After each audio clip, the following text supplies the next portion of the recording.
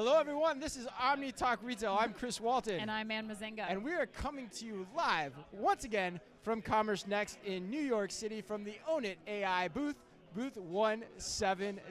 Come on down, say hello. This place is rocking. There's music, Ann. Come join us. So much going on right now. Come on down. It feels appropriate. Come on down. We've got like a Price is Right environment happening right Come now. on down. For sure. All right. Well, without further ado, I'm excited. I know you're excited to introduce our next guest. I think it's the first time we've interviewed an actual OmniStar after the OmniStar has received the award. Yes. So how does it feel? I mean, this is surreal. You guys are rock stars to me, so I'm excited to be here. All right. All right, so I'm going to introduce now Amber introduce, Turley, let me make sure I get her title right, the VP of Omni Convenience and Commerce Partnerships at Sephora. You got it. Yes, and what month Gold were you stars. in OmniStar? What month? Do you remember what month it was? I think this was April. April. Yeah, You're that right. feels about right. Okay, Yeah, it was April. Okay. April. She's got it. All right, so let's start out. So tell us a little bit about your background, your role. There's a lot in that title. We were kind of joking about it before we started. Tell us about your career and what your role entails. Sure. Thank you so much for having me. Like I said, I'm a huge fan of this podcast, Thank you, so Amber. I'm super excited to be here. So yes, my title is a mouthful. And really think about it as what brings kind of convenience and ease to Sephora shoppers wherever, however, and whenever they want. And so first I'll start with the Omni convenience side, which is really around how we bring convenience to shoppers within Sephora's owned properties. So it's all strategic initiatives that drive convenience on either Sephora's mobile apps, Sephora.com, or our in-store experiences, which would include buy online, pick up in store, curbside, same-day delivery, same-day unlimited, which is our subscription program, or auto-replenishment. So that's one side of the house. Oh, my God. The other side of the house is how we drive convenience through our commerce partnerships. And so this includes social commerce and on-demand marketplaces like Instacart, DoorDash. Again, we want to be where the consumer is, no matter, however they want to shop, no matter where they are. And the priority is really around how do we make their shopping experience as seamless as possible. And so, yeah, we offer that in a variety of ways. And that's why you're an OmniStar, because you are deep into it. I mean, I remember when we met you at Shop Talk, and you were telling me about all the things that you're doing and the level of detail that you get into it. It's pretty impressive. And those partnerships, that includes both digital partnerships as well as like physical partnerships too, if I'm not mistaken, right? Like Brookfield, does that fall, like the work you guys did there, that falls under that as well? Yeah, so we did do a pilot with Brookfield for Curbside. Curbside, that's right. Yes. We covered that one week. Following Yes. COVID, yes. Okay, Yes. awesome. And exactly. I want to go a little bit deeper into this because that's a lot of how many outlets are there, like roughly, to buy a Sephora product right now? I mean, how many methods? So many fulfillment methods. I mean, Yes. probably like a dozen. I mean, I think there's probably like 8 or so. Okay.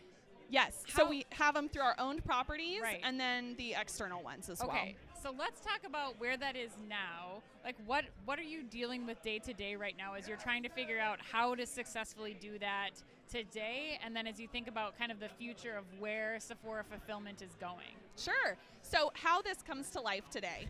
We have same-day delivery, which is my personal favorite. I mean, quite honestly, I think I designed that for people like me. I was like, I need something that's easy, right? Yeah. You're always that last minute thing. You can't remember, someone's gift, or, there's, I'm traveling and I need something. I forgot to bring it. Yeah. And so same day delivery is the answer to that. Yes. And, we've offered, like, if you go online today, you'll see a same-day delivery promo for Father's Day. So we really lean into those moments around last minute and gifting. Right.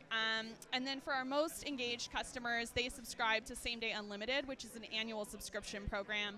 So you don't have to worry. It just comes to you same day as many times as you want. So that's kind of one of them. And that's like replenishment we're talking, like refills, like I didn't get it, or is that honestly that spans quite a bit of use cases. So we see a lot of gifters doing this. I mean, it definitely spikes during gift time frames. 60% of our promo redeemers are first time to same day delivery. So we Okay. know this is something that People want. really speaks to people Right. in that last minute use case. And it's not just replenishment. Right. And then our second option is BOPIS. We're super proud of this. Right. We also had curbside and available with BOPIS as well. And then auto-replenishment. So we offer Yes. auto-replenishment. You don't have to worry. Your favorite product will be sent to you on whatever frequency you determine. And then we actually, through auto-replenishment, have hot deals, which is like an Oh, yes. accelerated Ooh. brand discount. I know. I want to ask you about the BOPIS, if I can. Sure. 'Cause I want to really get in deep here on the omnichannel nature of this too. Like, BOPIS is really hard in beauty because you guys have really small items a lot of times, and keeping track of where that inventory is can't be easy. So, what are some of the things you guys have done to make it happen the way you have? A lot of this is through our cross-functional partnerships. We work really deeply with teams across Sephora. So merchandising, inventory planning, our marketing team, store operations, right? And specific to inventory, one of those ways is really partnering with our inventory planning team to know what are the hot products that need to be there, Okay. and get their the most popular items for BOPIS or for Okay. same-day delivery, because that's also fulfilled out of stores. Got it. So we look at those top SKUs that need to be there and work with our planning teams to get ahead of that. So And- that's really interesting. So you're looking at your inventory planning and you're forecasting yeah. algorithms on both sides of the aisle then for the store sales and the pickup in store You sales, which have not to. everyone is doing. So that's a key piece of what you're saying, right? Oh yeah, I think execution, operations, it all lives and dies on the experience lives and dies on being able to do that well, and being able to do that well is really reliant on partnering with teams and getting ahead of the thinking with, what are our customers actually doing and how can we get ahead of that to be there for them before it becomes a cancellation. Have you guys started investing in any technology to help get better inventory visibility, or how are you knowing, you're planning that ahead of time, but when it comes to the stores, since you do such a good job at BOPIS at Sephora, how do you think about that to better identify, or is that on your roadmap at all? So it has been over the past, several years that we went out and launched these Omni programs, and we've continuously chipped away at Okay. optimizing them. And so, to get very practical, tactical, Yeah. my teams, practical, tactical. I like it. we have dashboards with key KPIs we're looking at on a monthly, weekly, daily basis. Sure. And our store teams are looking at these as well. I look at them and I share them with our cross-functional team members. So one learning we had was we saw cancellations in top SKUs happening. Okay. So then it becomes, how do we problem solve around that, right? Work with inventory planning, get ahead of sending more inventory to those stores of these Sure. top SKUs. And then the other side to it, as you mentioned, is really getting precise around our inventory knowledge on site Yeah. to the store. And so Right. we have invested in getting better and better around our inventory management, and our technology side to know what's in What the store. product is where, yeah, Exactly, because yeah. we never want to sell something to a customer and then not be able to deliver on that promise. Yeah. Our goal is always, of course, to have a perfect experience. Yeah. Yeah, you never want to cancel an order. No, No. that's the last thing you want to do. Are there any other foundational building blocks that you would say to be a good omnichannel retailer that we haven't talked about yet? Whether it's tech, internal processes, what can you share?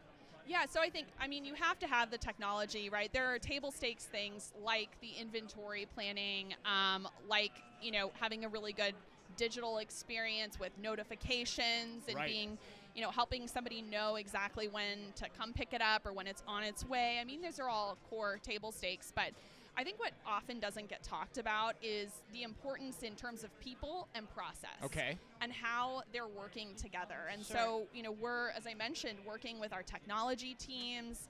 Our UX team does research and testing to make sure how is the experience. We're working with our inventory planning teams, merchandising, marketing. So it's really a cross-functional effort to focus on the same set of KPIs Right. and problem solving against those KPIs on an ongoing basis. It's product across the spectrum. That's basically what you're saying. It's product management across the spectrum in terms of everyone who Absolutely. touches it. Well, Amber, you are on stage here at CommerceNext. What are you going to be talking about when you are up there presenting? What's the panel? So it's a winning an Omnichannel. Oh, can't imagine. You're the best person for that. Well, it was an amazing group. So on stage with, other amazing brands and retailers, and we're talking about personalization across Omnichannel. Okay. We're talking about Sephora's Omnichannel convenience capabilities, and just diving into consultative selling. How do we think about it end to end? So I just feel super honored to be on such a great panel with other leaders in the industry. What are you hoping? What's one nugget that you hope that the audience takes away from today, or that they leave feeling empowered to do once they go back to their day jobs? I think it's really thinking about customer use cases. Okay. So, it's always asking the question, what does our customer want from us, and how are they actually using this? Right. And get in the mindset of your customer. I personally read a lot of the comments, actually. So I will look at our Medallia surveys. Good, I love I that. will Love read that. a lot of the comments. Yeah. And I get so much out of that. That's how you learn about your customer, right? What are they telling us? And use that information. Right. So one of the examples was that's actually how we came to know that travel was a really important use case for same-day delivery. Mm-hmm. People were telling us in the comments. So listen to your customers, really get deep with the data and get personal with it, Yeah. and then use that to inform the way that you build, the business and work across teams. Yes. Because you can't do any of this alone. I think the nature and complexity of our work is just increasing over time, and so it's all about how do we work together to, put the customer at the forefront. Right. So, all right, so let's get you out of here on this. I'm curious is there anything you can tease for us, or anything you're excited about coming up as we close out the year? What are your priorities? What are you looking to accomplish? So on that note, we're really looking to accelerate how we bring personalization into Omni. So folding all the data points into our CRM journey work. Okay. Getting smarter and smarter around what we're sending you with some of our Omni convenience options. So Okay. it's how do you fold it across the whole journey. We just launched a new replenishment series for our CRM customer journey, which includes our auto-replenishment as part of that. Okay. And so we're just thinking a lot about how do we make sure that it feels like it's integrated in every aspect of your shopping journey for what works for you. It's not about pushing you to the channel. It's about you knowing you don't have to game plan. We're here for you. All the options. Wow. How much, I'm curious, does, we'll say inflation-weary customer looking for better options and better promotions that are personalized to them come into play as you're thinking about this work, Amber, if at all? I mean, we have a lot, right? Yeah. Our assortment is very broad. We have something kind of for everybody and at every price point, and we have a lot of great values. So I think when we think about auto-replenishment, that's a perfect example of a strong value proposition to really show up for a customer at whatever price point or however they want to shop. Yeah, no, I think it's a great way to really start to get people familiar with and comfortable with both the convenience part and then the money saving part, because 5% is a big deal when you're saving that on your products, Chris. It is. I know that's not something that you spend a lot of time It's worrying not really about. in my bailiwick, yes, but hey, no, man, this has been great. Yes. Man, So wonderful. true definition of an OmniStar here, dropping knowledge. Man, Yes. this is great. Thank you so much, Amber Turley Thanks for from having me. Sephora, our OmniStar, for joining us here today. Thanks again to Ownit for making all of our coverage here at CommerceNext possible. And we'll be here all day today at booth 170. So come stop by and say hello. And until then, Be careful out there.